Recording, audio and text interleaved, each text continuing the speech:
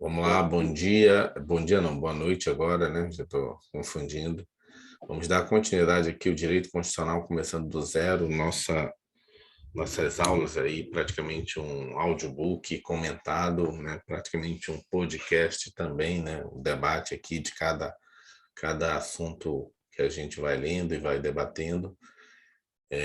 Para quem, né, tem problemas de leitura, é só acompanhar praticamente que praticamente não, a gente lê toda a apostila e vai conversando, resolvendo os exercícios. Quem tiver interesse no material, é só entrar em contato nas redes sociais e se inscrever no canal, curtir, compartilhar com alguém que esteja estudando para a Polícia Civil do Ceará, para a Polícia Militar do Piauí. Esse material aqui, né, encaixa perfeitamente, né, o artigo 5º, direitos sociais também. E tem também no canal aí direito penal, direito processual penal, legislação penal especial. Tem PDF também, né, professor? Aham. A maioria PCDF. aí também, a PCDF maioria também. também dá para ter PDF. E todas as demais militar, né? É, polícia em geral. Vimos, né, mais na aula anterior o artigo 12, parágrafo 4º, que foi, né, a perda da nacionalidade, os casos que você perde, né, naturalização por sentença judicial, quer dizer, perda, né, cancelação por sentença judicial e perda da nacionalidade, né, em casos, né, de reconhecimento de outra nacionalidade estrangeira, né, quer dizer, você perde, mas com exceção de se você tiver uma nacionalidade dupla, originária, ou se for para exercício de moradia ou direitos civis. O que mais que a gente viu? Vimos aqui o caso emblemático aí da brasileira que já tinha green card e resolveu, né, ter também a nacionalidade americana, cometeu um crime lá, fugiu para o Brasil, depois acabou sendo extraditada porque ela não cumpriu esse inciso aqui, que na verdade, deixa eu botar aqui o ferramentas de comentário. Ela não cumpriu esse inciso aqui, a imposição. Deixa eu botar em vermelho. Não tinha imposição de naturalização, né? Porque na verdade ela já tinha green card, então ela que se autoimpôs, né? Então foi extraditada. Resolvemos os exercícios aqui, né?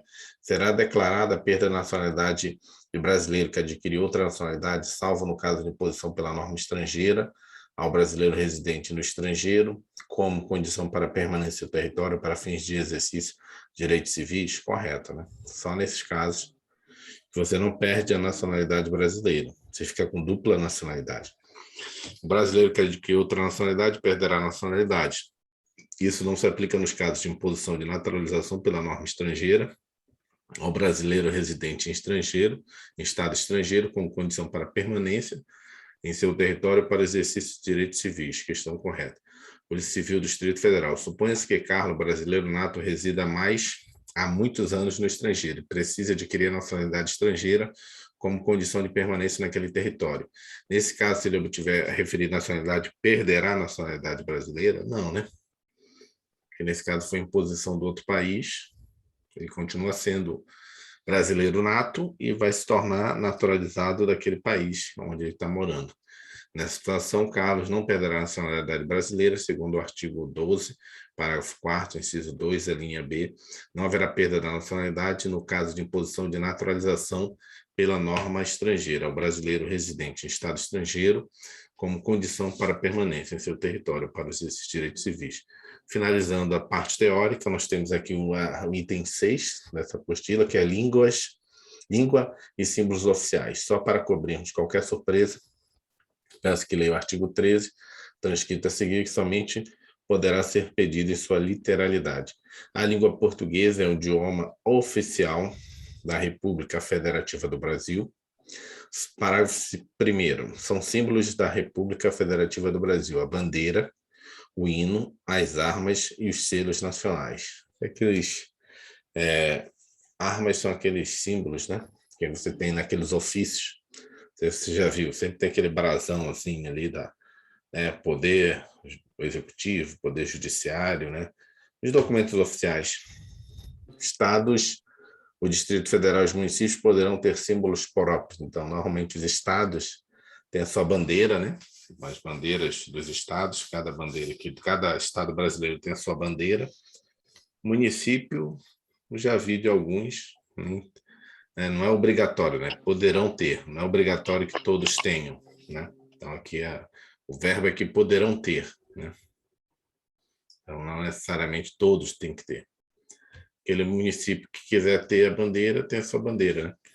Mas estados, a maioria tem, até que tem a Praça das Bandeiras ali no Congresso, né? Tem todos os 27 estados, os 26 estados e o Distrito Federal. E agora vamos entrar nas questões comentadas.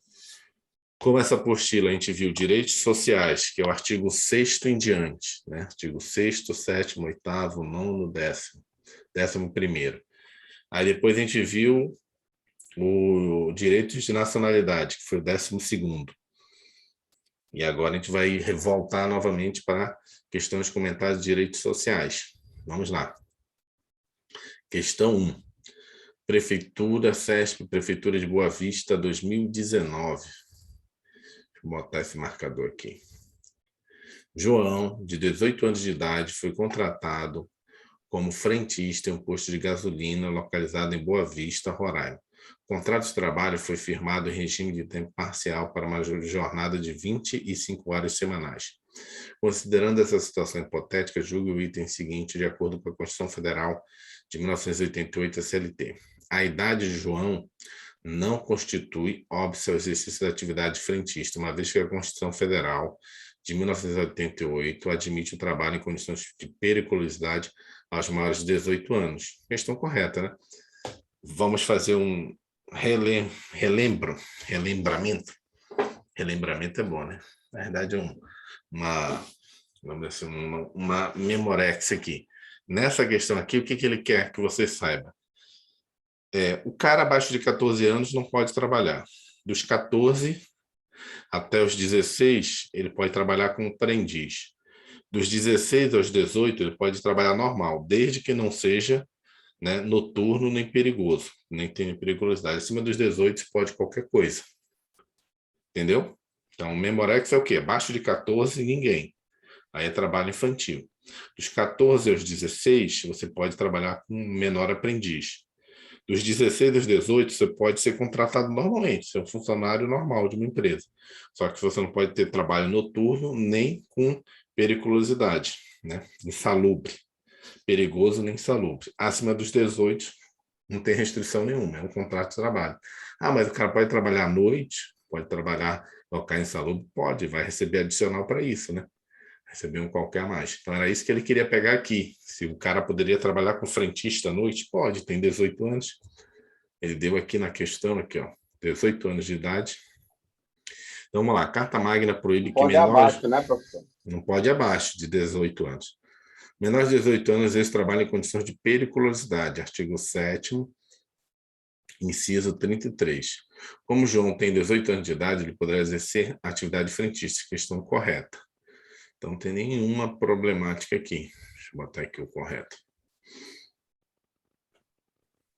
Vamos lá. CESP, polícia, esse aqui foi CESP, Prefeitura de Boa Vista, 2019. Questão nova, né? Porque 2020 praticamente não tivemos concursos. CESP, Polícia Civil do Maranhão, 2018. Entre os direitos sociais previstos pela Constituição Federal de 1988, CF, inclui-se o direito a... Lembra dos direitos sociais? Educação, como é que você... moradia, alimentação. Uhum. Então, qual é o quê? Os direitos de segunda geração. Os direitos de segunda geração. Vamos lá. Eu acho que é moradia, né? Sim. Saber, né? Como é que a gente eliminaria? Deixa eu pegar meu apontamento aqui, meu lapisinho. Vamos lá. Gratuidade de registro civil. Né? Gratuidade de registro civil de nascimento. Artigo 5º. Assistência jurídica integral, artigo 5º. E ele quer o artigo 6º em diante, sociais, né? Propriedade é artigo 5º, mas vamos deixar aqui se você não lembrasse. Amamentação aos filhos e presidiárias. Não me lembro mais ou menos. Não, é LEP, mas qual não está no artigo 5º? Acho que está no artigo 5º essa questão aqui da amamentação. Sobraria para você só moradia e propriedade. Como é que você mataria? A propriedade, Propriedade é a primeira geração, né, professor? propriedade tem a ver de você não interferir na propriedade privada. Então, o negativo é a primeira geração. Então, moradia, você dá uma prestação. Criar os programas habitacionais seria de segunda geração. Então, mataria aqui, entendeu? Minha lógica, minha regra. Não sei se ele vai botar aqui. Vamos lá. Artigo 6º, a Constituição prevê que são direitos sociais a educação, a saúde, a alimentação, o trabalho, a moradia, o transporte, o lazer, a segurança, a previdência social, a proteção à maternidade e à infância, a assistência aos desamparados na forma desta Constituição. Gabarito, letra B. Deixa eu marcar aqui.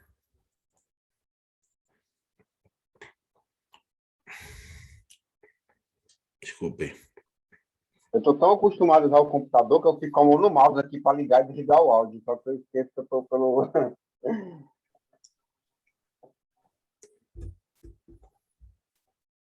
Só botar essa assim aqui.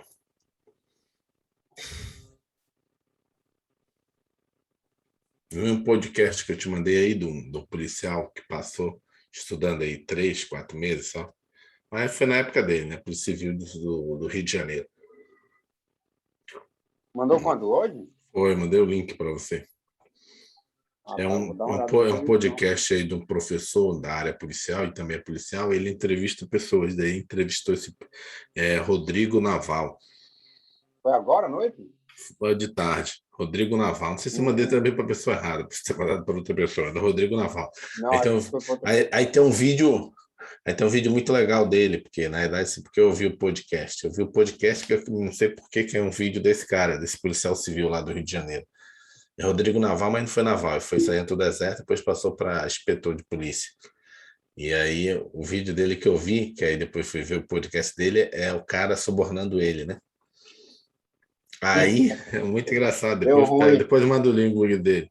É muito certinho. Aí, cara, ele botou a câmera para estar filmando na sala dele lá de inspetor. O cara veio e trouxe o dinheiro. Aí o cara pegou o dinheiro, esse Rodrigo Naval, é um gordinho branco que estava querendo comprar ele? Já vi esse vídeo? Eu quero ver de novo. Aí pegou o dinheiro, olhou assim, você está preso, né? Corrupção ativa e tal. Corrupção passiva, na verdade, né? Na verdade, assim, apesar de ser ele que está oferecendo, mas é ativa, né? Tecnicamente é passivo. Aí ele começou a mexer na bolsa do cara, aí pegou o celular do cara. Oh, tá gravando, bobinho. Ou seja, ele ia subornar o cara e depois ele pegou a grana, eu vou tipo, né, fazer uma, como é que fala? Estelionato. Não seria um estelionato, seria, como é que a gente chama? Constrangimento para ele, não sei, seria, né, ia dar uma invertida, né? Uma invertida nele, bobinho, né? Aí falou, bandido não se cria aqui comigo não, que aí ia me pegar, né, bobinho? Eu não vi, eu vi só o vídeo, literalmente, em algumas das vezes que eu gosto de o podcast lá falando assim, como é que ele passou, as histórias dele aí nas delegacias que ele passou no Rio de Janeiro. Vamos lá. CESP,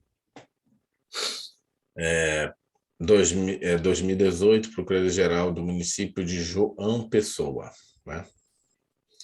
A reforma trabalhista aprovada em 2017 extinguiu a obrigatoriedade da contribuição sindical e condicionou seu pagamento à prévia e expressa autorização aos filiados do sindicato. De acordo com o entendimento do STF, a referida norma se lembra, a gente estudou isso uma ou duas aulas atrás. Você tinha a contribuição confederativa e a contribuição sindical. A contribuição sindical, ela sempre foi você queria ou não pagar. A contribuição confederativa era aquela que era cobrada obrigatoriamente. Com a reforma trabalhista, não.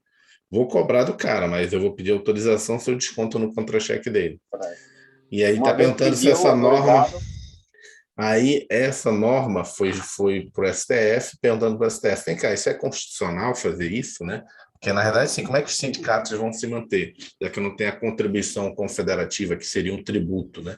A obrigatoriedade do sindicato pagar, né, dos empregados, daquela categoria pagar o sindicato. Aí o Supremo Tribunal Federal falou, não, você tem no artigo 7º a liberdade sindical.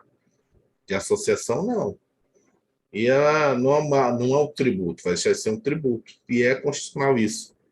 Entendeu? O Supremo disse que é constitucional isso. Não é obrigatório ser por tributo pagar o sindicato. Então, vamos tentar responder baseado nisso. Então, é incompatível com a Constituição? Não. O Supremo Tribunal falou que é compatível. Então, já mataria essas três. Não é incompatível. Não é direito tributário também, né? Deixou de ser direito tributário. Agora é direito normal. Então, já tinha 2 erros, né? Então, vamos lá. Samuel está entrando aí. Por conta do poder público é livre para interferir. Não, o poder público não interfere, então é AD, compatível com a CF, porque assegura a livre associação profissional ou sindical. Portanto, então, a letra D. Certo? O poder público não interfere, né? Então já estaria um outro só voltar compatível.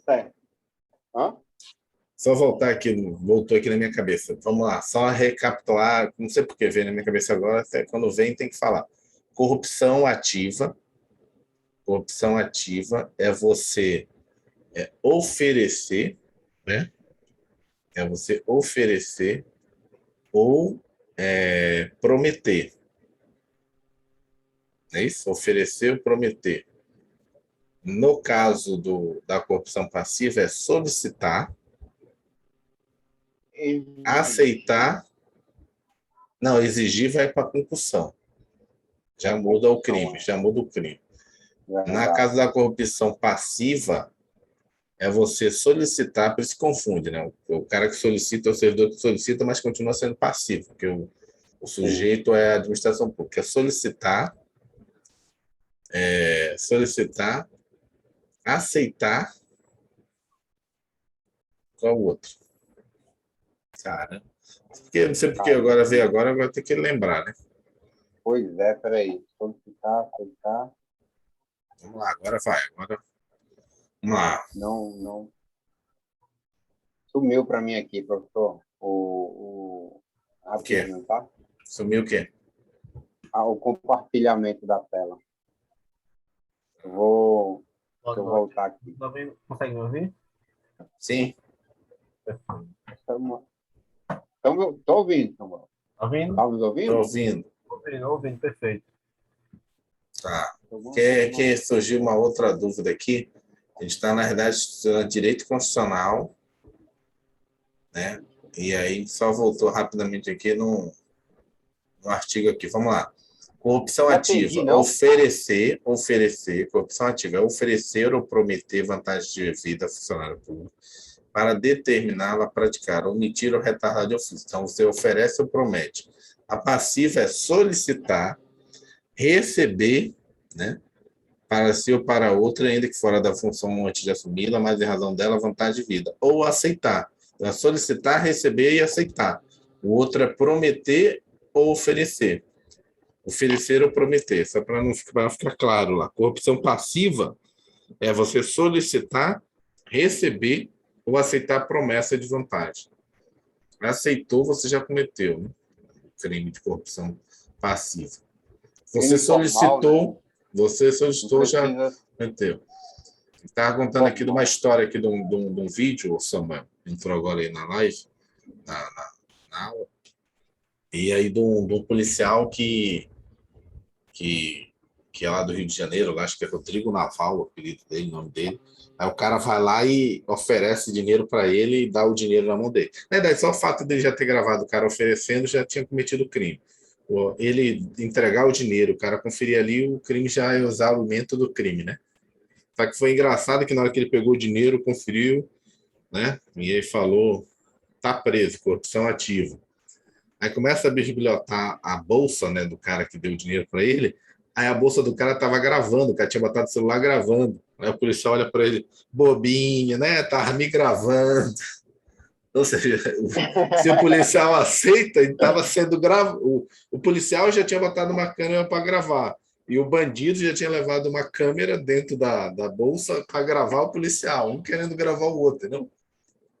E aí, provavelmente, se ele aceitasse, o bandido ia, né?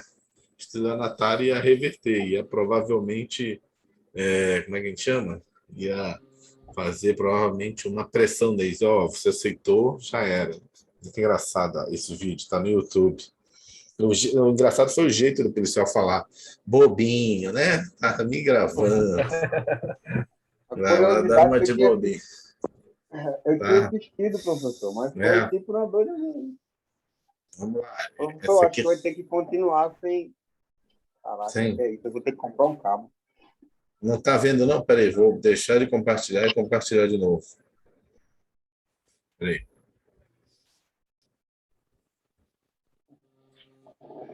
Ficar na internet. Já? É isso, agora voltou.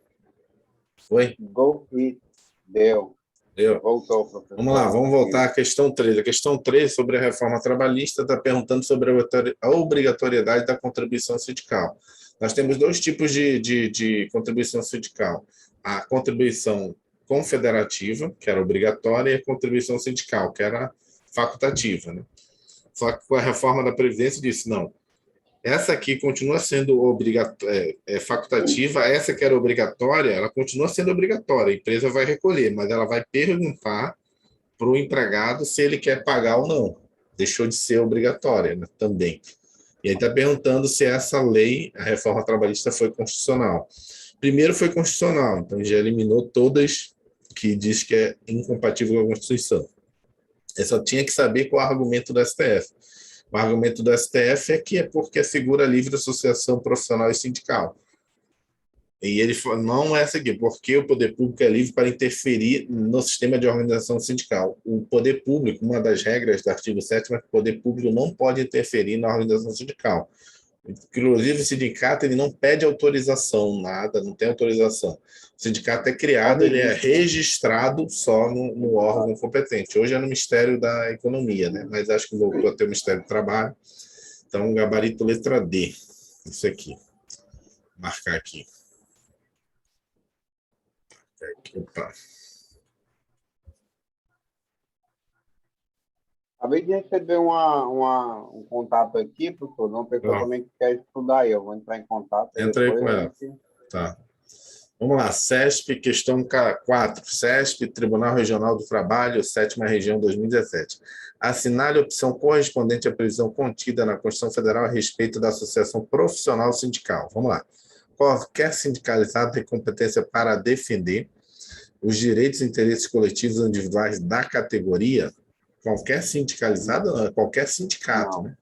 Vou marcar aqui, ó. Não, é qualquer sindicato.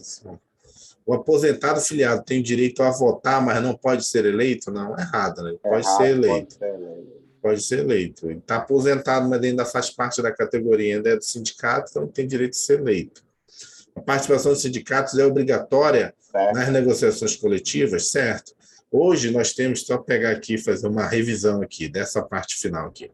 Negociações coletivas, nós temos dois tipos de negociações coletivas. Nós temos a convenção coletiva e o acordo coletivo. Qual é a diferença? A convenção coletiva é o sindicato conversando com o sindicato dos empregadores ou das empresas. Então, tem o sindicato dos trabalhadores com o sindicato das empresas. Aí isso você chama de convenção coletiva. Você tem o sindicato, né, da categoria, por exemplo, o sindicato dos técnicos de enfermagem, o sindicato dos vigilantes. Ele está conversando com uma empresa ou um grupo econômico. Ele está conversando com um grupo econômico, não é com outro sindicato, se chama de acordo coletivo, né, do trabalho. Então, nas negociações coletivas, você tem dois tipos, uma é convenção, outra é acordo. Mas você percebeu que do lado aqui do meu lado aqui, ó, do meu lado esquerdo, você sempre vai ter o sindicato. É obrigatória a participação do sindicato, tanto na convenção quanto no acordo, ou seja, nas negociações coletivas. Então, tá certo. A Então, é diferença é que obrigatório. um conversa com outro sindicato, Sim, representante das empresas, E aqui é mais com a própria empresa, Com a não com o própria sindicato, empresa. não com todo, digamos Aham. assim, com o micro, Ele né, pode, o digamos. que ele pode fazer uma pegadinha é dar um nome para um e descrever um outro conceito. Dizer, o acordo coletivo é a conversa, a negociação do sindicato dos empregados, Com sei o lá, empresário. com o sindicato dos empresários, está errado. Isso não é acordo, isso é convenção coletiva do trabalho. Pode também fazer essa brincadeira. Aqui ele botou genérico. Então você pode ficar com medo, não, mas será que é no acordo ou na convenção que o sindicato participa? Não, né? O sindicato participa em todas as duas negociações. Só tem que ter cuidado que ele botou a participação dos sindicatos. Aí não botou específico se é dos empregadores ou se é dos trabalhadores. O que é obrigatório é dos trabalhadores, nas duas situações. Vamos ver a de baixo. A a filiação a sindicato profissional será obrigatória? Não, né? Vamos lá. Então, para mim, ficaria a letra C. Tem alguma consideração? Não, para mim é C também. Apesar que ficou meio vaga mesmo, Porque na o verdade, professor assim, falou, né? tecnicamente, técnica Sindicato é mais. sindicato, né? Mas aí você tem que prestar atenção na banca. Então, qual o entendimento que a gente tem que ter para a CESP? A CESP, o fato de não estar completa não significa que está errado para ela. Então, você vai ver várias questões da CESP que ela tem essa questão. Não está errado, está incompleto. Característica, né? Então, vamos ler aqui. Ó. A letra A, né, que seria qualquer sindicato, já traz competência do sindicato, né, não sindicalizado, previsto no artigo 8º, inciso 3. Letra B, errado. O filiado tem direito tanto a votar quanto a ser votado nas organizações sindicais. Artigo 8º, inciso 7. A participação dos sindicatos é obrigatória nas negociações coletivas do trabalho. Ele botou como correto, que é o inciso 6, né, do artigo 8º da Constituição. A letra D está errada porque não há tal obrigatoriedade. A Carta Magna determina que ninguém será obrigado a filiar-se ou manter-se filiado no sindicato. Artigo 8º, inciso 5. Então, o gabarito é a letra C. Deixa eu marcar aqui.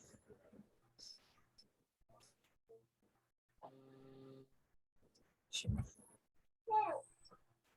marcar aqui.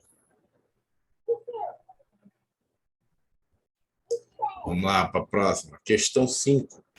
CESP, Tribunal de Contas do Estado de Pernambuco, 2017. Por imposição de lei, se um órgão estadual for criado, os servidores ocupantes de cargo efetivo desse órgão poderão, desde que com prévia autorização do órgão estatal competente, fundar sindicato.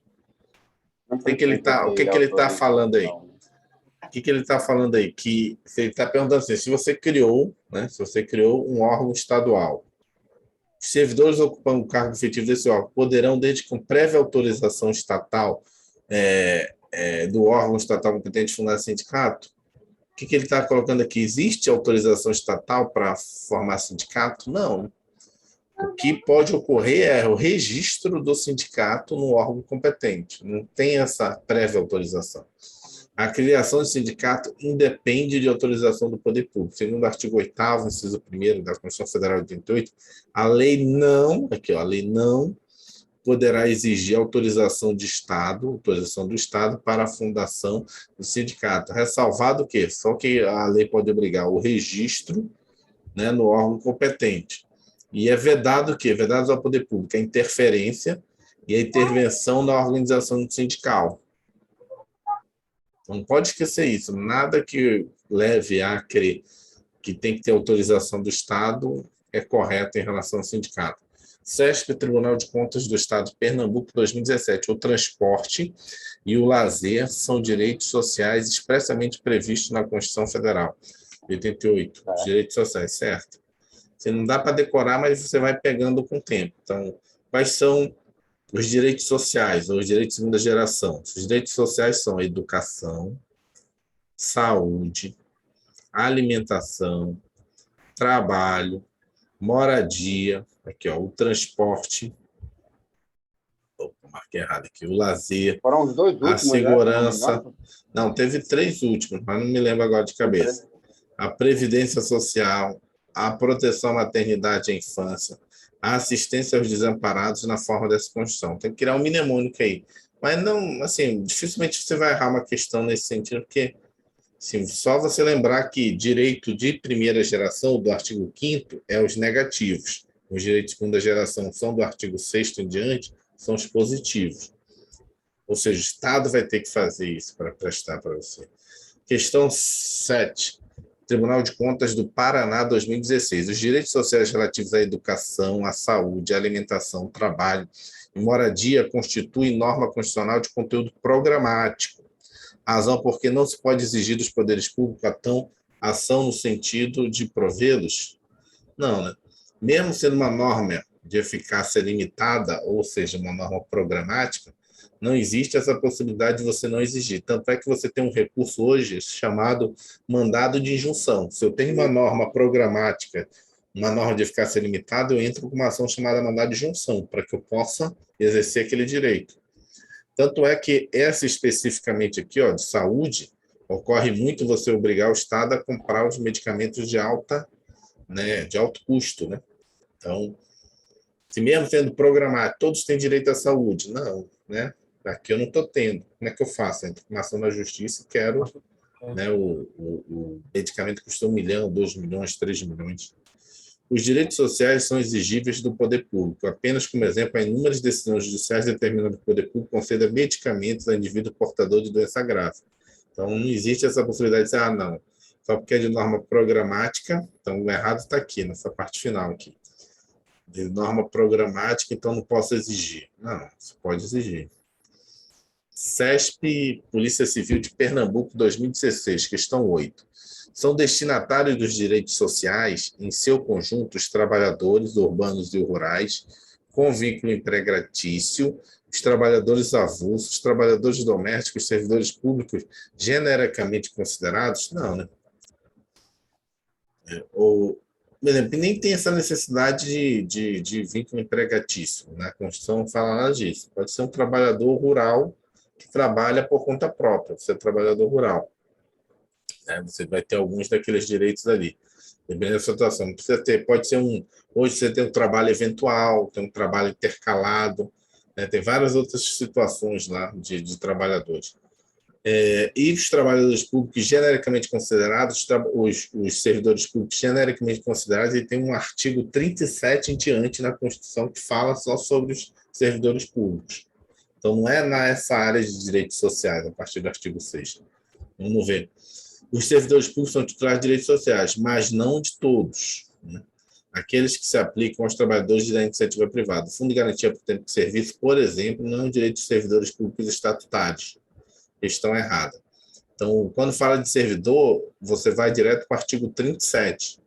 Lá no artigo 37, você tem todas as regras para o serviço público, do artigo 37 ao 45 da Constituição. Questão 9, CESP, Polícia Civil de Pernambuco, 2016. A duração da jornada normal de trabalho, de no máximo 8 horas diárias e 44 horas semanais, não comporta exceções. No entanto, a CF admite a compensação de horários mediante acordo ou convenção. Não admite compensações? Não comporta exceções? Errado, né?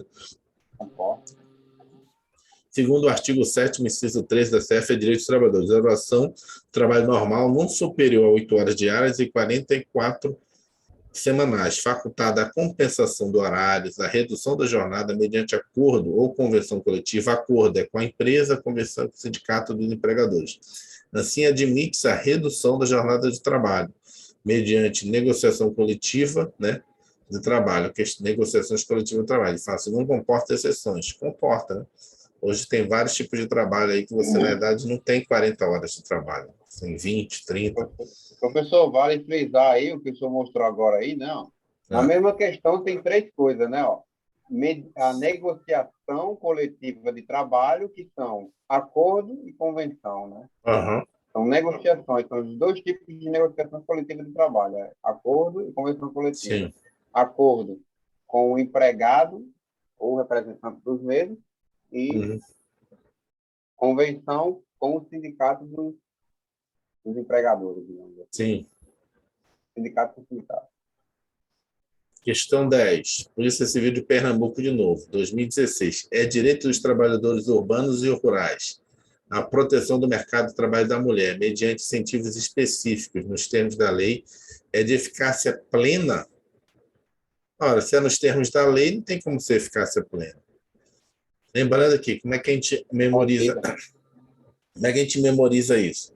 Nós temos 3 tipos de normas constitucionais: norma de eficácia plena, norma de eficácia contida e norma de eficácia limitada. Norma de eficácia plena é aquele texto constitucional que o cara não faz referência a nada, não faz referência à lei, não faz referência a nada, né? Você tem direito à vida. Não precisa de lei nenhuma dizer que ninguém pode me matar. Mas, né, mesmo esse direito, em tese, né, um direito pleno, mas tem uma exceção lá, né, na parte das penas, né? Na parte das penas, lá você não pode ter pena de morte, salvo o caso de guerra declarada, ou seja, o Estado pode te matar na seguinte situação. Tem também o caso da legítima defesa, mas em tese é uma norma de eficácia plena. Não precisaria nenhuma lei regulamentar dizendo que ninguém poderia matar você. Mas tem algumas normas que o próprio texto constitucional diz, olha, vai poder exercer isso, mas lei pode regulamentar. São chamadas normas de eficácia contida, ou seja, é livre o exercício de qualquer ofício ou profissão. Ele já falou, é livre o ofício de qualquer ofício ou profissão. Aí ele bota, ressalvado as restrições que a lei regulamentar. Ou seja, ele está dizendo que pode vir uma lei e conter o livre exercício da profissão. Se não tiver nada regulamentando, você é livre para fazer o que você quiser em termos profissionais. Mas se veio uma lei e diz, olha, essa profissão aí, você tem que ser formado em direito, tem que fazer uma prova chamada exame da ordem para você exercer essa profissão. Ou seja, veio uma lei e criou as regras. Isso é uma norma de eficácia contida. Norma de eficácia limitada é nesses casos aqui, ó. A produção do mercado de trabalho mediante incentivos específicos nos termos da lei. Está dizendo que esses incentivos específicos só vai se dar, né, só vai se dar nos termos da lei, ou seja, uma norma de eficácia limitada. Se não tiver a lei, eu não tenho esses incentivos específicos. É uma norma de eficácia, na verdade, limitada, e não uma norma de eficácia plena. Ou seja, primeiro eu preciso de lei, então não é pleno. E a aplicabilidade imediata. Oi, pode falar. Professor, desliguei a câmera aqui porque está muito instável aqui na internet. Eu desliguei a câmera para ver se reduz o consumo, tá? Está só no áudio aqui. Então vamos lá. O artigo 7º, inciso 20, 17, estabelece que é direito dos trabalhadores a produção do mercado de trabalho da mulher mediante incentivos nos termos da lei. Trata-se de norma de eficácia limitada, uma vez que cabe à lei estabelecer esses incentivos específicos para a atuação da mulher no mercado de trabalho. Então, questão errada. Então, é uma norma de eficácia limitada. Precisa de uma lei para ser regulamentada. Opa, fiz errado aqui, é errado.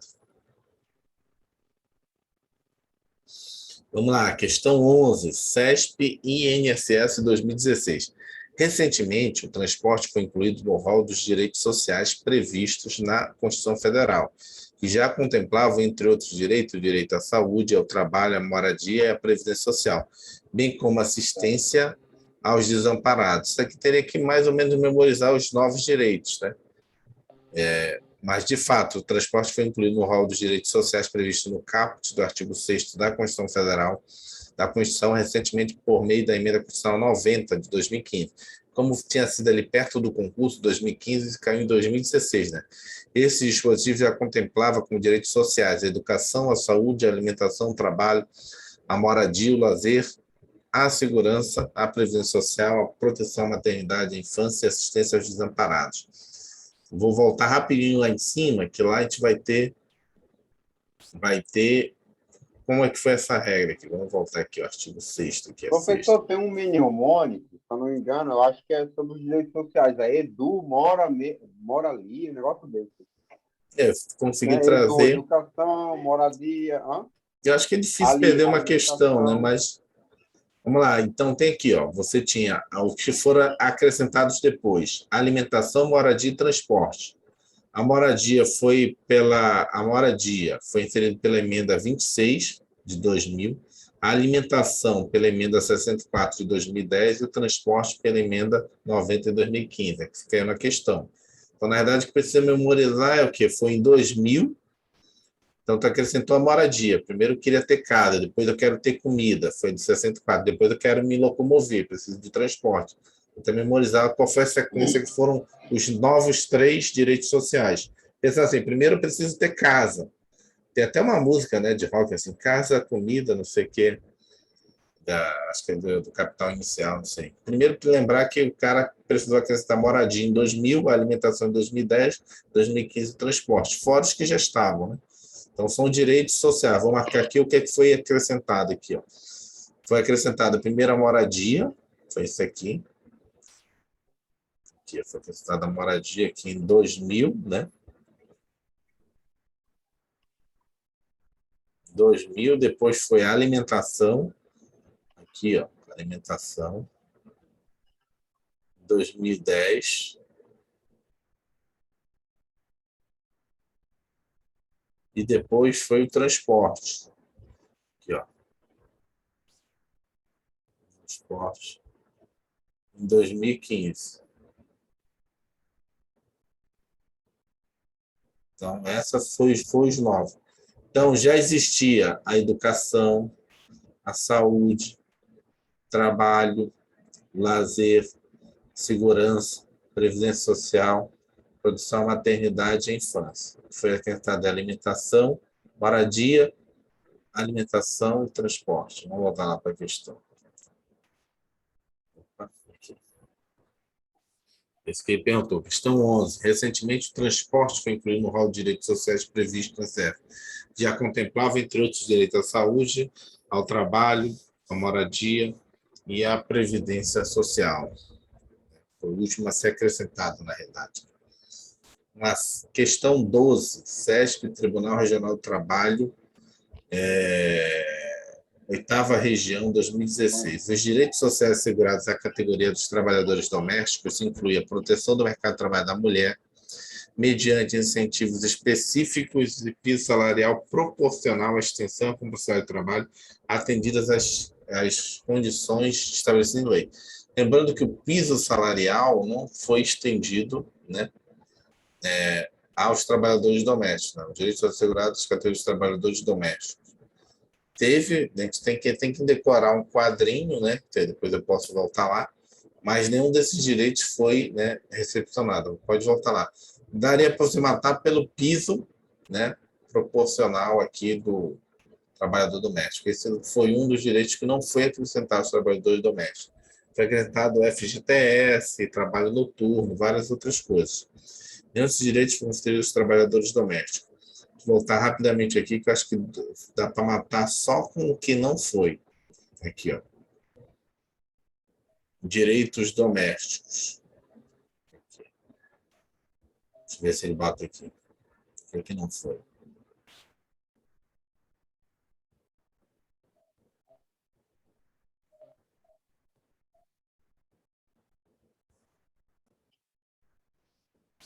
Direitos dos domésticos. Cadê os que não foi?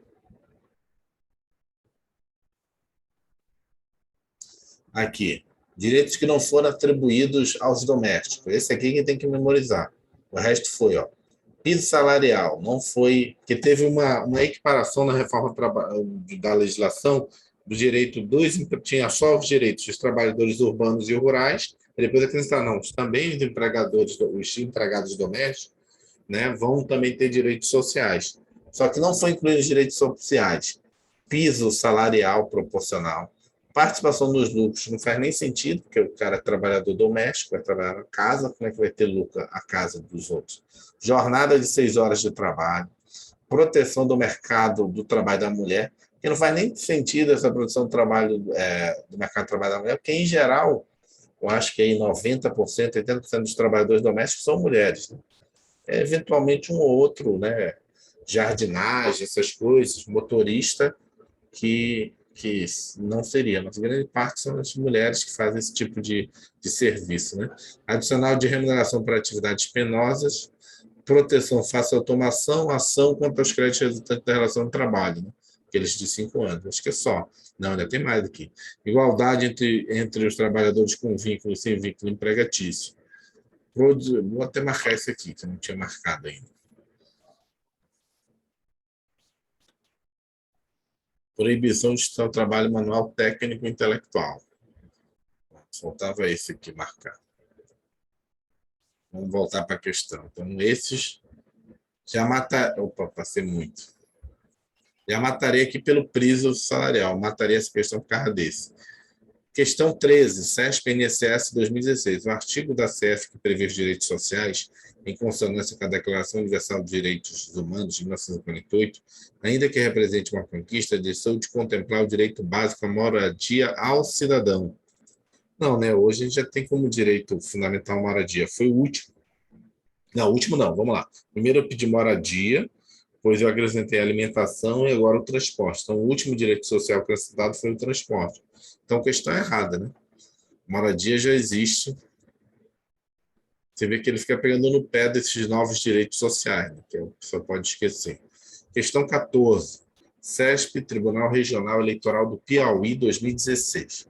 Dado o direito à estabilidade sindical assegurado pela CF, é vedada a dispensa do empregado sindicalizado a partir da posse? Não, né? Não, a partir da candidatura. Essa regra é o seguinte: o que é estabilidade sindical? É que cada empresa, né, dependendo do segmento que ela trabalha, você vai ter um sindicato. O sindicato é que vai fazer esse acordo coletivo com a empresa, que vai pedir direitos para os empregados daquela empresa. Uma grande empresa, uma Coca-Cola, uma grande fábrica da Fiat, o sindicato ele tem que ter, né, o cara que está lá no sindicato ele tem que ter poder de argumentação, de debate, tem que ter essa segurança sindical. Porque o fato dele se candidatar, a pessoa, então, vou demitir esse cara, porque esse cara é bom de lábia, debate muito, briga muito. Se ele se candidatar, eu demito ele. Aí se perde a possibilidade de participar, né, da eleição. Ou seja, ele não vai querer participar porque ele vai ser demitido. Então, criou-se a estabilidade sindical para que a pessoa, caso quisesse virar, caso queira, no caso específico, né, ainda é possível, caso queira virar representante sindical, no momento que ele coloca a candidatura dele como, né, representante sindical, ele já tem o direito à estabilidade. E um ano após ele já sair da representação sindical. Mas por que um ano? Porque, imagina, ele defendeu, né, demais os interesses, né, os direitos dos sindicalizados junto à empresa, quando esse cara sair, né, da frente do sindicato, eu vou demitir ele aqui da empresa. Então, você cria mais um ano para ele ter uma estabilidade mínima ali. Então, não é a partir da posse no cargo, é a partir do momento que ele se candidata, né, já tem direito à estabilidade. Aqui, a estabilidade sindical se aplica, vou marcar isso aqui, se aplica desde o registro da candidatura, até um ano após o término do mandato.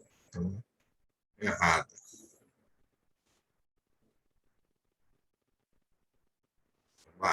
Questão 15. CESP, Tribunal Regional Eleitoral do Piauí, 2016. De acordo com a CEF, é direito do trabalhador urbano e rural a participação nos lucros ou resultados, desvinculada da remuneração. Em relação à aplicabilidade das normas constitucionais, esse dispositivo constitucional classifica-se como norma. Então, ele está perguntando esse dispositivo específico da Constituição, qual o tipo de norma que ele é? Então, vamos lá. Você teria primeiro que lembrar se tem algum termo nesse inciso, né, do artigo 8º, se tem alguma lei que vai ser regulamentado por lei, né? Então, só para assim, para você matar sem, poxa, agora vou ter que decorar isso, qual é a matada dessa questão? Bom, se você vai ter a participação nos lucros e no resultado, você diz na Constituição que o empregado vai participar no lucro dos resultados. Primeiro você tem que pensar, será que de cara o cara vai participar nos lucros e resultados da empresa? Como é que vai ser isso? Quantos por cento ele vai participar? Você acha que a Constituição entraria nesse detalhe? Né? Não entraria, não tem como a Constituição entrar nesse detalhe, já dizer o percentual. Ah, o cara que é na primeira, que está na primeira, né, na primeira faixa, ele vai ganhar tanto, na segunda faixa vai ganhar X. Então, tu já de cara diz, não, então provavelmente ela não vai ser uma norma de eficácia plena. Então, eu eliminaria já aqui. Você também tem que tentar ter esse raciocínio, né? Então, plena, eliminaria, né? E aí, não eliminou muita coisa. Aí você ficaria, vamos ler agora. Eu pensei que ia eliminar mais, mas vamos lá. De eficácia contida, já que o legislador constituinte regulamentou o suficiente os interesses relativos à matéria, sem deixar margem de atuação restritiva do Estado, regulamentou o suficiente participação nos lucros. Se o cara disser assim, Constitucionalmente tem direito de participação no lucro. Já regulamentou o suficiente? Não. Qual o percentual que o trabalhador vai participar? Se o cara for gerente, ele ganha quanto? Se ele for o diretor, ganha quanto? Não tem regulamentação mínima. Então, eu eliminaria essa. Eu estou indo pelo raciocínio lógico, para a gente não tentar memorizar o texto. De eficácia limitada, uma vez que depende de normatividade ulterior para completa incidência sobre os interesses tutelados. Deixaria essa aqui em suspenso na hora da prova. Programática, pois limita-se a delimitar preceitos a serem cumpridos pelo poder público? Não, né? Porque, na verdade, a participação nos lucros, né, é empresa privada e resultado, então não é o poder público. Eficácia contida, pois sua aplicabilidade depende de regulamentação. Então, ficaria entre a letra B e a letra D. Só que aqui tem um erro semântico. Erro semântico é um erro quando eu falo semântico, semântica é de conceito, de entendimento. Se é uma norma de eficácia contida, ela não precisa de regulamentação para sua aplicabilidade. Ela já tem aplicabilidade e pode vir uma norma e restringir. Então, na verdade, ela está errada pelo próprio texto dela, essa letra D. Ou seja, se ela fosse uma norma de eficácia contida, ela não precisaria de regulamentação. Ela na realidade, já poderia ser exercido esse direito e poderia vir uma lei e restringir, e não regulamentar. Quem precisa de regulamentação é norma de eficácia limitada. Então, eu eliminaria ela semanticamente. Ela está errado por si só, independente de eu analisar o enunciado, entendeu? Então, a norma de eficácia contida depende de regulamentação? Não. Só quem depende de regulamentação é limitada. Nem a plena, nem a contida precisa de regulamentação. A contida pode ter regulamentação, mas para justamente restringir alguma coisa que já está sendo exercida. Então, ficaria a letra B. Alguém vai contra algum... Lembrando que eu não vi o gabarito, né? Eu vou lendo junto aqui com vocês, né? Letra B, vamos ver. A questão cobra o conhecimento do inciso 11 do artigo 7º da Constituição, segundo o qual é direito dos trabalhadores urbanos e rurais, além de outros que visam a melhoria da sua condição social, a participação nos lucros ou resultados desvinculada da remuneração e, excepcionalmente, participação na gestão da empresa, conforme definida em lei. Trata-se de norma de eficácia limitada, dependente de lei para produzir todos os seus efeitos. A participação nos lucros é desvinculada da remuneração e a forma de se estimular a produtividade do trabalhador. Então, uma norma de eficácia limitada, letra B. Mas entendeu como é que eu matei? E a própria resposta dele, ele também não trouxe o texto integral para você decorar. Seria conceitual para você matar. Você teria que lembrar conceitualmente norma de eficácia plena, norma de eficácia contida, norma de eficácia limitada, e tentar raciocinar baseado nisso, né? O que o cara está falando aqui? É participação nos lucros. Então, precisa de uma regulamentação um pouco mais específica. Vou marcar aqui ela.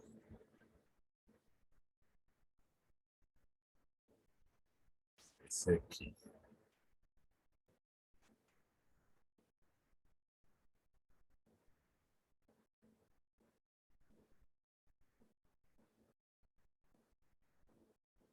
Deixa eu entrar aqui. Peraí, vou dar o que aqui? Vamos lá. Questão 16.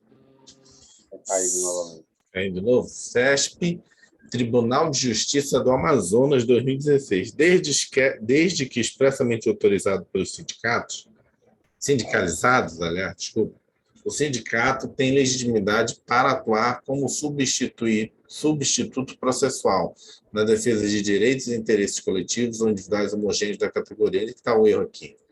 Desde que expressamente autorizados.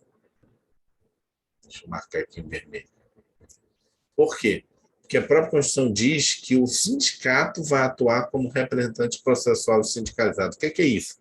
Você se sindicalizou comigo. Surgiu uma problemática dos meus sindicalizados, uma categoria profissional. Eu não vou pedir autorização sua para que eu vá na justiça cobrar os direitos nossos aqui da nossa categoria profissional. Então, não existe essa autorização, desde que expressamente autorizado. Então, o erro está aí da questão. Aí, Edvan, Mas já caí, marquei uma questão assim e não era isso. Não, é porque provavelmente você confundiu na questão associação. A associação, né? Por exemplo, na minha categoria profissional, eu sou servidor público da área do Ministério da Economia de uma carreira específica, analista de comércio exterior. Se você digitar na internet, analista de comércio exterior, essa carreira, você tem a Associação de Analista de Comércio Exterior, você tem o Sindicato de Analista de Comércio Exterior. A associação, ela não faz nada, ela faz eventos, baile, né, faz, né, desconto em academia, colégio, inglês. O sindicato, ele representa a gente junto, né, ao Ministério da Economia, né, junto em ações sobre remuneração, promoção. Então, o sindicato ele não pede autorização para entrar com a ação, porque ele já é o sindicato. Agora, a associação, se a gente não tivesse, porque às vezes algumas categorias não têm sindicato, só tem associação, né? Quando é uma associação de servidores, se ela quiser atuar, ela tem que pedir autorização para mim, porque ela não é um sindicato, é uma associação. É por isso que às vezes a pessoa erra a questão e acha que está respondendo sobre o sindicato. Na verdade, está respondendo sobre a associação. Na associação, você precisa dessa autorização. Então, o erro está aí. Não precisa de autorização do sindicato para ser representante processual. Questão 17. Aqui, ó. Para atuar em substituição processual, o sindicato não necessita de autorização. Questão 17. SESC Tribunal de Justiça do Amazonas, 2016. A ACF proíbe tão somente o emprego do salário mínimo como indexador, sendo legítima a sua autorização com base de cálculo para o pagamento de adicional salarialidade? Não, né? O salário mínimo, né, ele é proibido para qualquer tipo de correlação. Então, vou te pagar tanto no salário mínimo como gratificação, tanto no salário mínimo para isso, por causa daquilo. A gente vai pensar, mas por que a gente não pode vincular nada ao salário mínimo? É por uma questão, né, de política social, política econômica, né, desenvolvimento nosso. Porque imagine se todo mundo pudesse fazer vinculações ao salário mínimo. Então, por exemplo, uma empresa faz vinculação ao salário mínimo junto com seus empregados, então na categoria faz vinculação ao salário mínimo. O que ocorreria no nosso sistema econômico? Qualquer aumento no salário mínimo iria prejudicar todas essas pessoas que têm essas relações jurídicas baseadas no indexador, no percentual do salário mínimo. Qual o problema que traz isso? É porque o salário mínimo é uma referência para várias pessoas. Se você pegar hoje no Brasil, não sei como é que está a situação percentual, mas que eu me lembre, eu acho que mais de 50% da população brasileira recebe em torno de 2 salários mínimos, né? Recebe um salário mínimo, não sei qual o percentual, tinha um local que eu consultei uma vez isso. Significa o seguinte: as pessoas dependem de um aumento do salário mínimo, os aposentados, para ganhar um dinheirinho a mais. Na hora que você tem todas essas relações envolvidas, vai vir um lobby em cima do governo, porque quem aumenta o salário mínimo é o governo federal, vai vir um lobby em cima do governo federal para que ele não aumente aquele salário mínimo, senão vai prejudicar a minha empresa, prejudicar ali, prejudicar ali. Então, para o governo não ficar sob essa pressão, né, de quanto é que eu devo aumentar o salário mínimo, mas sem aumentar uma regra, hoje inclusive tem regras, né? Na verdade, o aumento do salário mínimo é, na verdade, baseado na inflação do ano anterior, mais algumas taxas, então, mais alguns cálculos ali, além da inflação, mais alguma coisa, faz com que, e também com o objetivo de ninguém indexar nada. Chegar na justiça com alguma ação que se tiver indexar salário mínimo, o juiz já, opa, isso é inconstitucional. É justamente não ter essa pressão do salário mínimo. Então, a súmula vinculante número 4 prevê, salvo nos casos previstos na Constituição, vou marcar de outra cor aqui, está em verde aqui. O salário mínimo não pode ser usado como indexador de base de cálculo de vantagem de servidor público, de empregado, nem ser substituído por decisão judicial. Aqui. Desse modo, o salário mínimo não pode ser usado como base de cálculo para pagamento de adicional de salubridade, ou seja, qualquer indexador, em qualquer situação. Então, deixa eu marcar aqui. Está em vermelho aqui. Então, está errada a questão. Vamos lá, questão 18. SESP, Tribunal de Justiça do Amazonas, 2016. constitui direito dos trabalhadores à assistência dos filhos e dependentes desde o nascimento até os 5 anos de idade em creches e pré-escolas, mediante de contraprestação fixa, fixada em lei? Não, né? Está o erro aqui. Ó. Os direitos dos trabalhadores de assistência dependente desde o nascimento até os 5 anos, mediante pagamento da idade de assistência gratuita, né? Que é direito dos trabalhadores, assistência gratuita aos filhos independentes, desde o nascimento. Eu pensei que ele ia mudar isso aqui, né? Isso aqui cai muito. Antigamente era até 6 anos, agora mudou para 5. Pouco tempo, né? Foi justamente o acréscimo da 9ª série. Antigamente ia até a 8ª série, agora vai até a 9ª série. Aí a criança começa a estudar com 6 anos, aí perde o pré-escolar. Antigamente o pré-escolar ia até 6 anos, porque ela entrava com 7 na primeira série, até 8, 8ª série. Agora ela entra com 6 na primeira série para, na verdade, não foi acrescentado o 9º ano, foi acrescentado o primeiro ano para 6 anos. E aí teve que reduzir na Constituição pré-escolar para 5. E é gratuito, né? Assistência gratuita. Essa é do pré-escolar. Errado. Questão 19, Defensoria Pública da União 2016. A cláusula de reserva do possível refere-se à possibilidade material de o poder público concretizar direitos sociais e constitui, em regra, uma limitação válida à implementação total, né, desses direitos. Lembra que a gente estudou da reserva do possível? A reserva do possível é o seguinte: você pode, né, entrar na justiça e dizer, olha, não tem esse direito social, queria que o Estado me concedesse esse direito social. Só que a reserva do possível diz, ok, o Estado vai né, te prestar esse direito social, mas tem uma reserva do possível, eu tenho que ter recursos orçamentários financeiros para prestar esse direito social seu, ou seja, eu não posso, Poder Judiciário, obrigar de qualquer forma.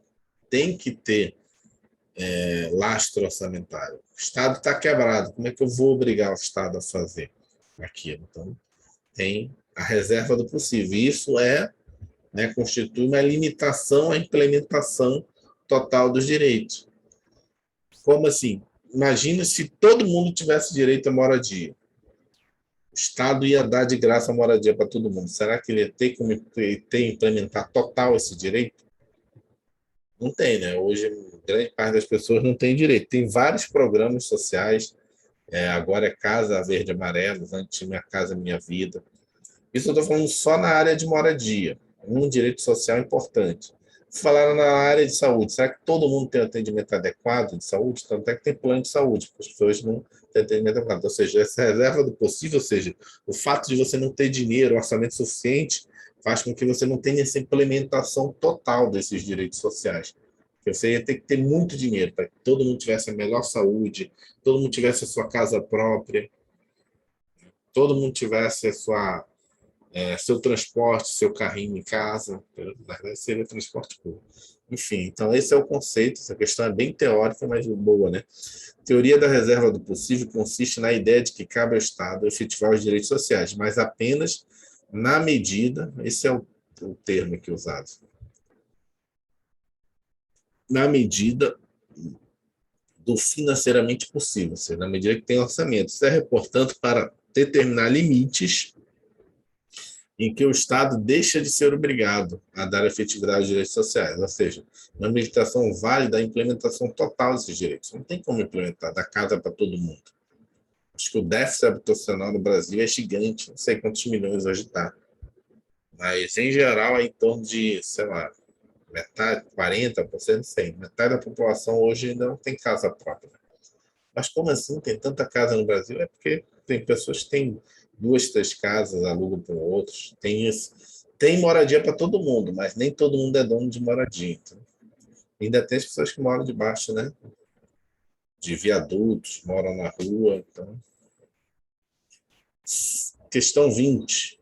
CESP, Defensoria Pública do Estado do Rio Grande do Norte, 2015. O princípio da proibição do retrocesso social constitui mecanismo de controle para coibir ou corrigir medidas restritivas ou supressivas de direitos fundamentais, tais como as liberdades constitucionais, Entendeu? Essas aqui estão ficando mais pesadas. Ou seja, o princípio de proibição do retrocesso social constitui mecanismo de controle para coibir ou corrigir medidas restritivas ou supressivas de direitos fundamentais, tais como liberdades constitucionais. Entendeu essa aqui? O erro aqui, na verdade, sim, o erro está difícil, porque, na verdade, o erro aqui, essas liberdades, é que ele está falando assim, o princípio do retrocesso seria no caso de direitos de primeira geração, não. Esse direito de retrocesso, na verdade, quando a gente estudou lá em cima, a gente estudou os dois juntos. Tanto a cláusula do reserva do possível, quanto a proibição do retrocesso social. Significa o quê? Se eu tenho um direito social, né? Por exemplo, tenho direito à saúde pública hoje. Imagina hoje o governo chegar e dizer, não, agora acabou o SUS. Ninguém vai ter direito ao SUS. Ou seja, é um retrocesso. Agora, do ponto de vista de liberdades constitucionais, esse retrocesso é só do ponto de vista de liberdades sociais, de prestação. O governo, depois do momento que ele está prestando, ele não pode mais tirar. É meio contraditório, que a gente acabou de ver a reserva do possível, agora ele está falando de retrocesso social. Só que essa questão é extremamente polêmica, porque também, se tirasse essa proibição do retrocesso social, ou a proibição só do retrocesso, esse aqui estaria correto. Que é a proibição do retrocesso, quando ele fala social, ok.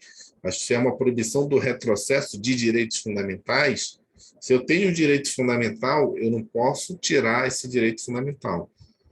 Eu não posso retroagir. Teria essa consequência também, do ponto de vista da teoria do retrocesso. Também nos direitos de primeira geração. Mas aqui ele botou específico, o princípio do retrocesso social, entendeu? Dos direitos sociais. Fala assim, o princípio da vedação do retrocesso é um mecanismo que busca proibir medidas que restringem ou suprimam direitos sociais. É por isso que ela está errada aqui. É que ele botou liberdades sociais.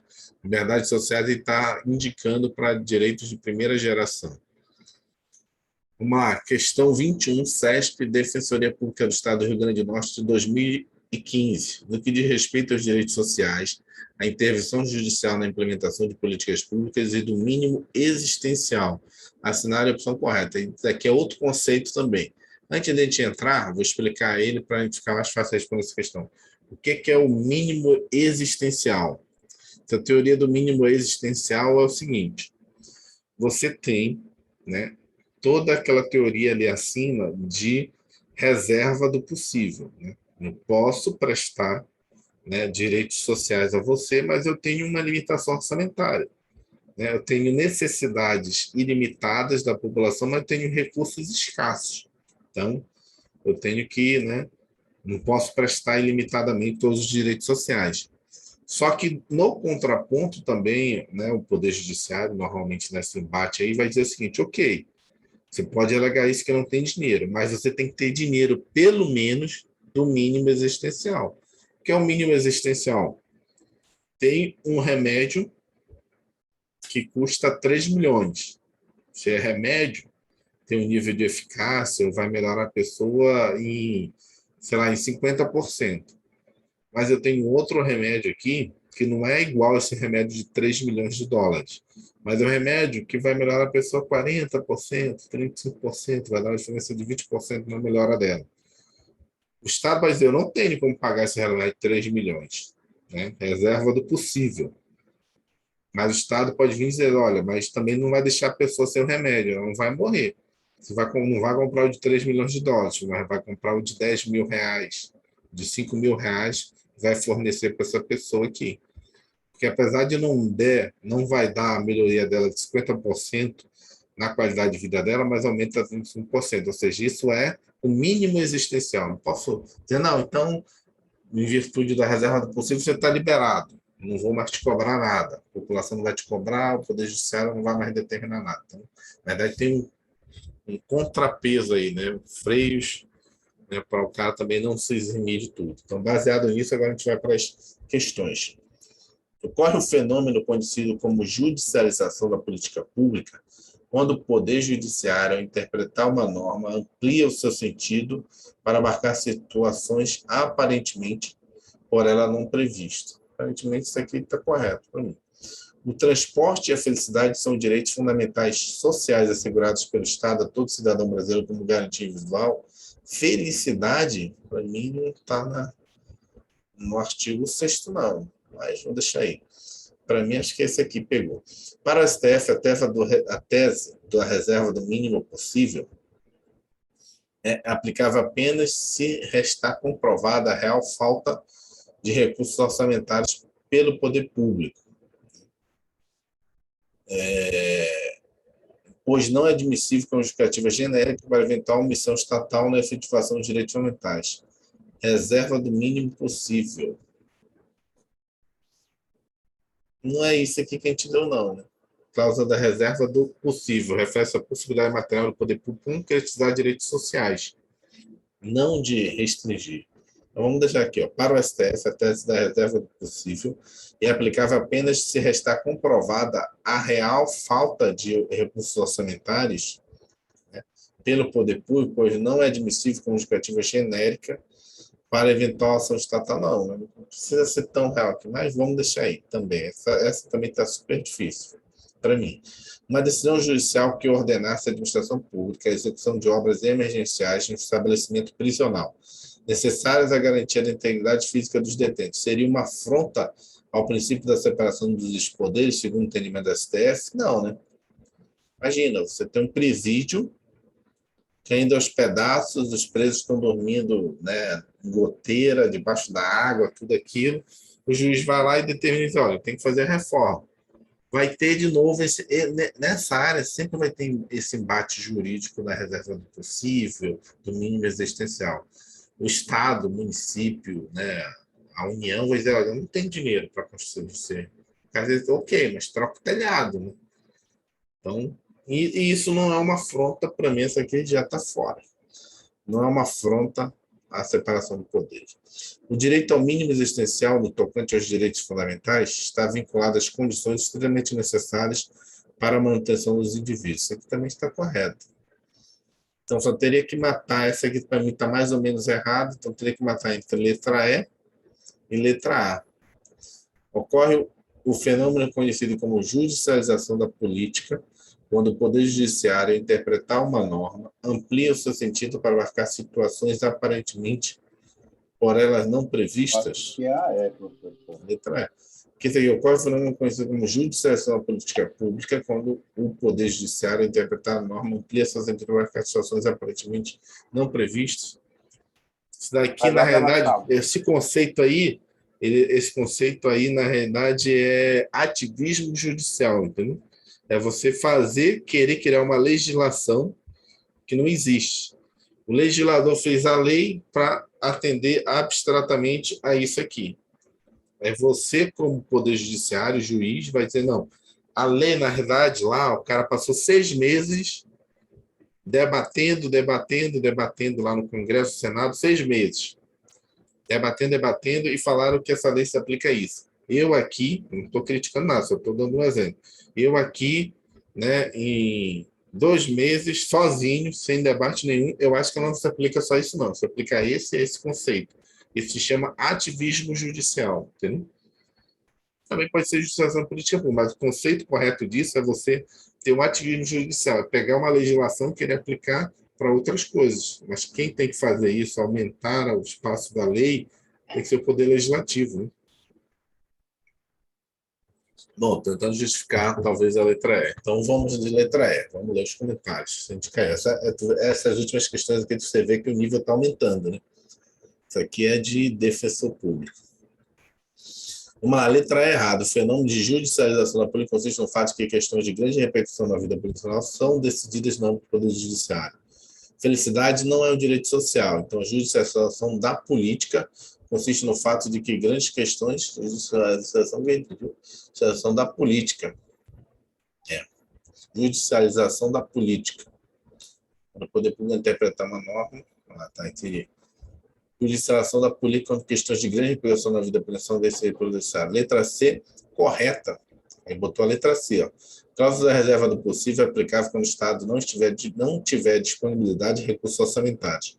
Nesse caso, admite-se sua invocação como óbvio à concretização de direitos sociais. Não se admite essa tese como justificativa genérica, para que não efetive direitos fundamentais. Então, a gente errou completo. A letra C eu achava que estava errado. Então, tem que ter uma comprovada. Deixa eu marcar aqui. Como?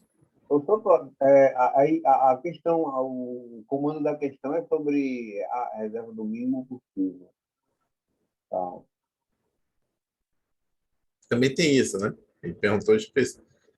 Estava querendo tirar isso aqui. Vamos lá. Não é o mínimo existencial lá? Sim. Você está falando o mínimo possível? É sinônimo, né? Ela colocou isso, Sinônimo, mas... né? Vou marcar aqui.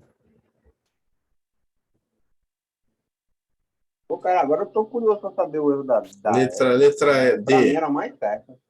Letra D, o quê? Uma decisão de coordenação da administração pública, emergencial, isso aqui a gente viu que estava muito errado, né? Então está errado. No RE, o STF decidiu que é lícito ao Poder Judiciário impor à administração pública a obrigação de fazer, consistente na promoção de medidas ou na execução de obras emergenciais de estabelecimentos prisionais, para dar efetividade ao postulado da dignidade da pessoa humana e assegurar aos detentos respeito à sua integridade física e moral.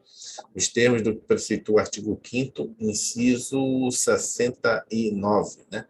69 da CS, não sendo oponível a decisão do argumento da reserva do possível, nem do princípio da separação dos poderes.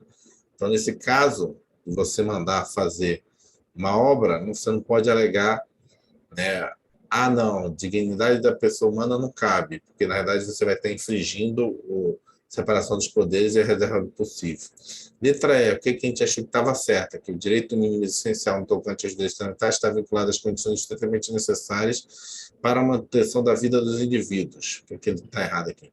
Errado, o mínimo essencial vai muito além de garantir ao indivíduo as condições estritamente necessárias para manter-se vivo.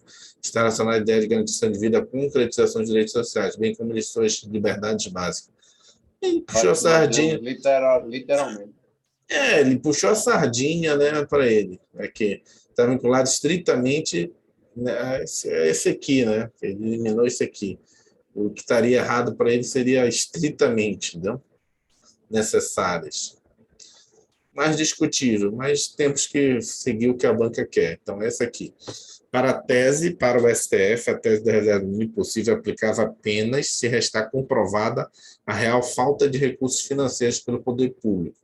Não é admissível, então separa, não é admissível, tem que decorar essas duas sentenças, não é admissível como justificativa genérica para eventual omissão estatal para efetivação dos direitos fundamentais. Questão 22, vamos até os direitos sociais, a parte de nacionalidade a gente faz amanhã. CESP, Fundação Universidade de Brasília, 2015. A realização de trabalho noturno, perigoso, insalubre, por menor de 18 anos de idade é permitida? Não, né? Desde que o empregador pague esse trabalhador adicional pecuniário, não. Não é permitida. Menor de 18 anos. Menor de 18 anos, até de 16 a 18 pode trabalhar? Pode, normal. Só não pode se for trabalho noturno, perigoso e insalubre. Menor de 14 pode trabalhar? Não, é trabalho infantil.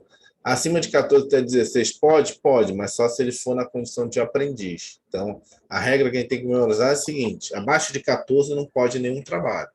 De 14 a 16, trabalho como menor aprendiz. De 16 a 18, pode trabalhar normal, assina até carteira, paga INSS e tudo, mas ele não pode ser colocar no trabalho noturno, perigoso e insalubre. Acima de 18 já pode tudo, mas você tem que pagar adicional para ele. É vedada a realização de trabalho noturno, perigoso e insalubre por menor de 18 anos. Não há qualquer ressalva a isso. Mesmo que pague, não, mas eu vou pagar adicional para o cara. Não tem ressalva. Mesmo que pague, ele não pode trabalhar. Questão 23, SESC, Fundação Universidade de Brasília, 2015. Os direitos sociais impõem deveres aos Estados que assegurem ao cidadão condições mínimas para uma vida digna, independentemente de existência de recursos para custeio. Não, ele já começou errado. Né? Aí você tiraria justamente o conceito que a gente acabou de ver, que é, cadê? Reserva do possível, né? Não é independentemente de que não tiver recurso, tá vendo? Assim, autoriza a livre Tem o invasão direito da à atividade visão. administrativa do Poder Judiciário para a efetivação daqueles direitos, fenômeno conhecido como judicialização das políticas públicas? Não. Errado. Vamos lá. A efetivação de direitos sociais tem como limites a suficiência de recursos. É a previsão orçamentária da respectiva despesa. É necessário, portanto, que existam recursos públicos para o custeio de direitos sociais para que o Poder Judiciário exija a sua efetivação. Além disso, não há como se falar que é livre a invasão da atividade administrativa pelo Poder Judiciário. Esta se dá apenas excepcionalmente, uma vez que a formulação e execução de políticas públicas são tarefas que competem primariamente ao Poder Executivo e ao Poder Legislativo. Questão errada.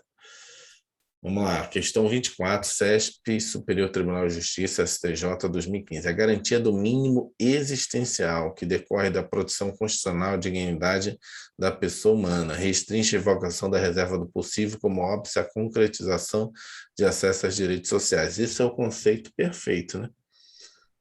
Da reserva do possível e da garantia do mínimo existencial. Na realidade, do mínimo existencial.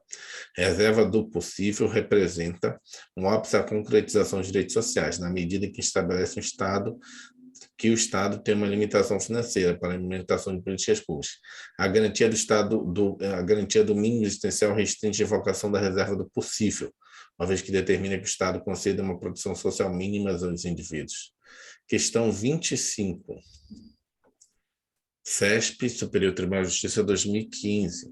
O registro do sindicato no órgão competente é exigência constitucional que não se confunde com a autorização estatal para a fundação da entidade. Correta, né? Você pode registrar, isso não significa que o Estado autoriza. O registro na verdade, se lembra que eu falei, tem a questão constitutiva e declaratória.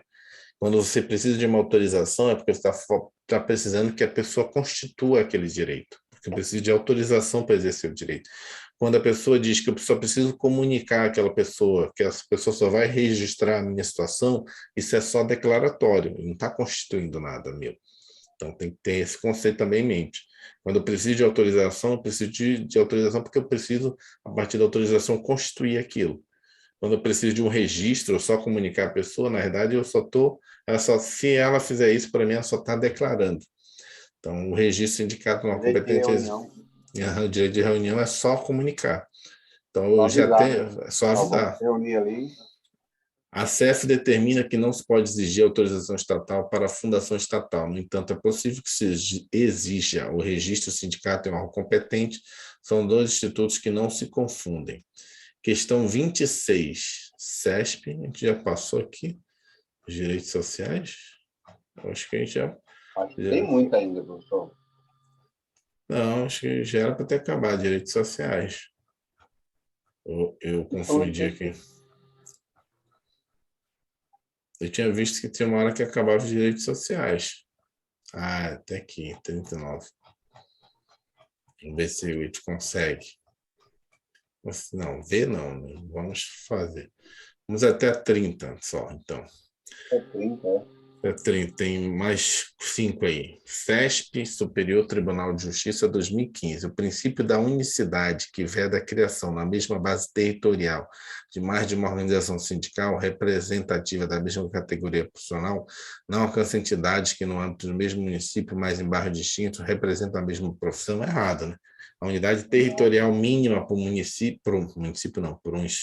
sindicato é um município. Então, eu só posso ter um sindicato por cidade, né? Imaginei. Numa cidade, Né? cada bairro tem o seu próprio sindicato. Sindicato, Aí o cara vai dizer cada os rua. professores do bairro tal. Não dá, né? Tem que ser o sindicato dos professores da cidade tal, do município tal. Segundo o artigo 8º, inciso 2 da CF, é vedada a criação de mais uma organização sindical, seja um sindicato, em qualquer grau representativa da categoria profissional econômica, na mesma base territorial, que será definida pelos trabalhadores e empregadores interessados, não podendo, esse aqui, não podendo ser inferior a um município. Pode ter um sindicato de bairro. Na aplicação do princípio da unicidade sindical, tem-se que a menor base territorial é o município. Assim, Dentro de um mesmo município só pode existir um único sindicato representativo de categoria profissional. Não é possível que existisse sindicato de bairro.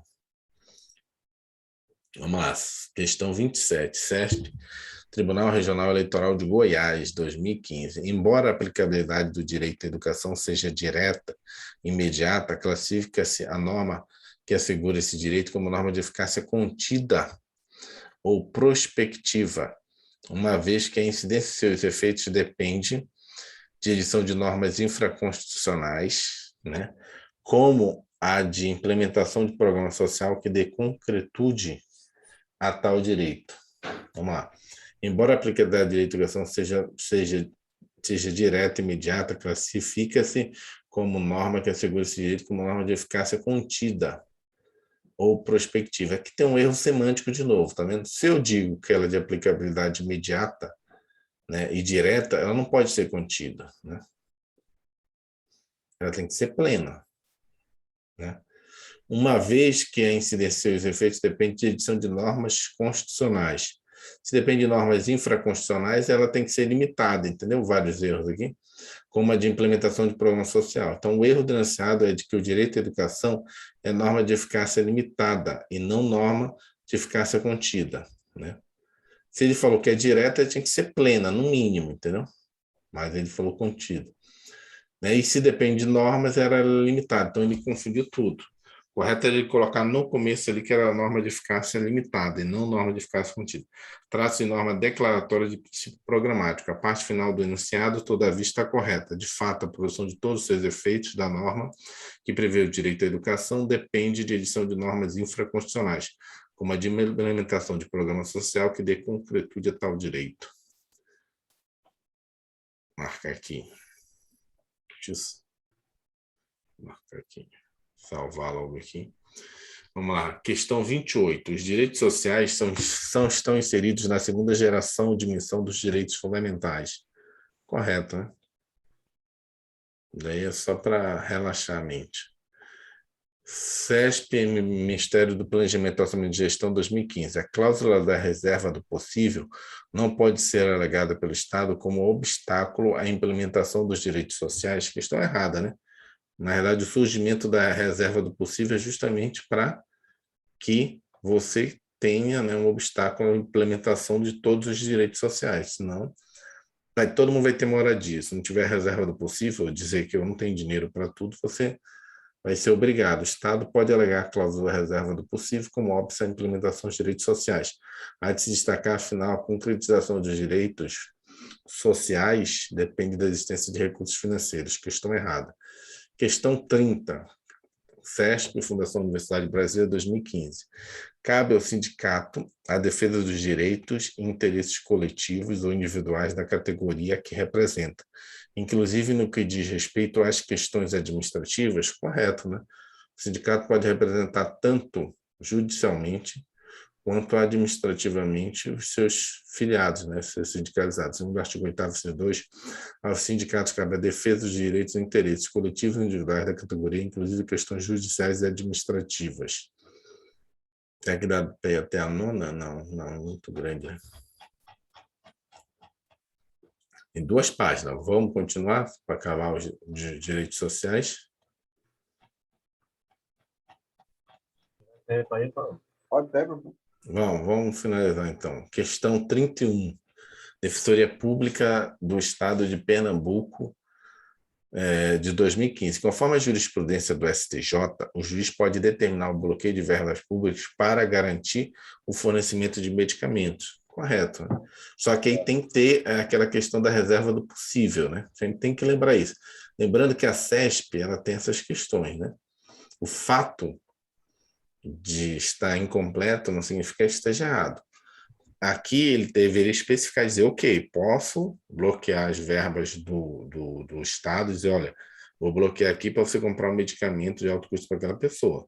Mas talvez, olha, mas não vai bloquear o quê? Se eu não tenho dinheiro aí? Então tem que lembrar disso, né? A jurisprudência do Superior Tribunal de Justiça admite o bloqueio de verbas públicas para garantir o cumprimento de decisão judicial, especialmente nas hipóteses de fornecimento de medicamentos ou tratamento de saúde. CESP a Anatel, Agência Nacional de Telecomunicações, 2014. O direito à educação expresso na CF refere-se a programas a serem implementados pelo Estado. Possui aplicabilidade imediata, necessita de lei infraconstitucional, correto, integradora para produzir todos os efeitos, visto ser norma de eficácia contida, aí errou, né? Se precisa de norma, é norma de eficácia limitada, tem que lembrar disso, não? É uma norma de eficácia. Acabou de responder uma questão dessa, tu vê que começa a se repetir, né? Educação, norma de eficácia limitada. Questão 33, CESP, Câmara dos Deputados, 2014. A criação de sindicatos independe de autorização estatal, correto, né? Ressalvado o registro no órgão competente, sendo vedado ao sindicato que represente a mesma categoria profissional abranger a mesma base territorial de outro. Isso ele complicou aqui, mas o que ele quer dizer é autorização estatal não precisa, ok. Ressalvado o registro, ok. Aí, sendo vedado o quê? Que o sindicato, que represente a mesma categoria profissional, abranger a mesma base territorial. Não pode ter dois. É porque, às vezes, a questão ele tenta dificultar e acaba dificultando por escrever errado. Artigo 8º, inciso 1º da CF, prevê que a lei não poderá exigir autorização do Estado para a fundação de sindicato, ressalvado o registro no órgão competente, vedado ao poder público interferência e intervenção da organização sindical. O problema é que, na hora do comentário, o cara se esqueceu do principal, não pode ter mais de um no mesmo município. Onde ficou a dúvida, né? Onde ficou a dúvida. Onde gera mais dúvidas.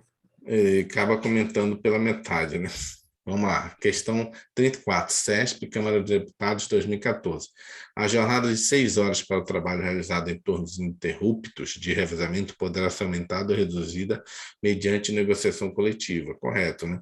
De fato, a Carta Magna admite que a jornada de 6 horas para o trabalho realizado em turnos ininterruptos de revezamento seja aumentada ou reduzida mediante mediante negociação coletiva. Negociação coletiva é acordo ou convenção. Tem os turnos de 7 horas, né? 12 horas.